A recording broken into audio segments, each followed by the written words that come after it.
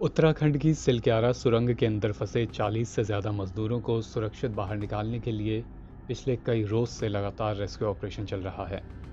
इस पूरे ऑपरेशन में एक जो राहत भरी बात रही है वो ये कि अभी तक सुरंग के अंदर फंसे सभी मजदूरों को सुरक्षित बताया जा रहा है। 17 नवंबर तक रेस्क्यू से जुड़ी ये खबर भी सामने आई कि रेस्क्यू ऑपरेशन अच्छी रफ्तार से आगे बढ़ रहा है और उम्मीद है कि 24 से 48 घंटे में मजदूरों को बाहर निकाला जाना शुरू हो जाएगा।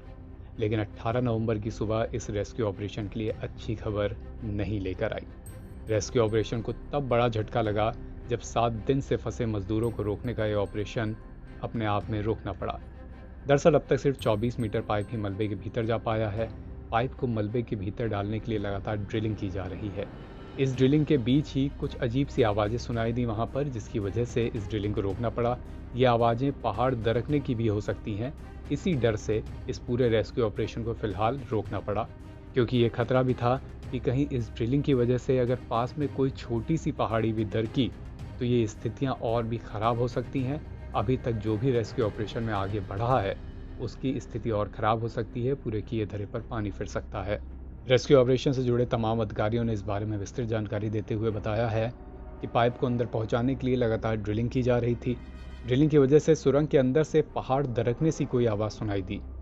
जो भी लोग इस रेस्क्यू ऑपरेशन में लगे थे उन्होंने इसकी सूचना आगे बढ़ाई।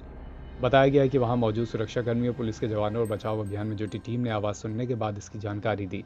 ये जानकारी मिलते ही आनन फानन में रेस्क्यू ऑपरेशन रोक दिया गया, क्योंकि कोई भी ऐसी स्थिति का जोखिम उठाना कोई भी मुनासिब नहीं समझता जहाँ पे पहाड़ दरकने जैसी स्थितियाँ पैदा हों, क्योंकि ऐसा होता है तो ना सिर्फ स्थितियाँ और ख़राब होंगी बल्कि अब तक जो रेस्क्यू ऑपरेशन में काम आगे बढ़ा है वो भी नाकाफ़ी रह जाएगा। ये स्थिति बनने के बाद आनन फानन में एक आपात बैठक भी बुलाई गई। आपात बैठक के बाद ये तय हुआ कि इस घटना के बाद सुरंग के अंदर रेस्क्यू क्षेत्र में ह्यूम पाइप बिछाए जाएंगे। ह्यूम पाइप वाहनों से सुरंग के भीतर पहुंचाए गए। ह्यूम पाइप सीमेंट और कंक्रीट के बने होते हैं, आकार में बहुत बड़े होते हैं। इनके लिए इस स्तर पर इतनी माइन्यूट लेवल पर ड्रिलिंग की ज़रूरत नहीं पड़ेगी, ऐसी उम्मीद जताई जा रही है, क्योंकि आगे ड्रिलिंग की जाती है और अगर छोटी सी भी कोई पहाड़ी दरकती है तो और भी मलबा इस सुरंग के ऊपर गिर सकता है और स्थितियां तब और भी ज़्यादा खराब हो सकती हैं। रेस्क्यू ऑपरेशन रोकने की एक दूसरी वजह यह भी बताई गई है कि जो मशीन ड्रिलिंग के लिए इस्तेमाल की जा रही थी, अमेरिका से मंगाई गई ऑगर मशीन, उसमें कुछ तकनीकी खराबी आ गई है। उसकी बेरिंग खराब हो गई है, जिसकी वजह से वो आगे नहीं बढ़ पा रही है और इस मशीन को बदलने के लिए, इसकी बेरिंग बदलने के लिए कुछ समय लगेगा, जिसकी वजह से रेस्क्यू ऑपरेशन को 17 नवंबर की रात कुछ समय के लिए रोकना पड़ा। लेकिन 18 नवंबर से एक बार फिर रेस्क्यू ऑपरेशन शुरू होने की पूरी उम्मीद है। एनबीटी ऑनलाइन की रिपोर्ट।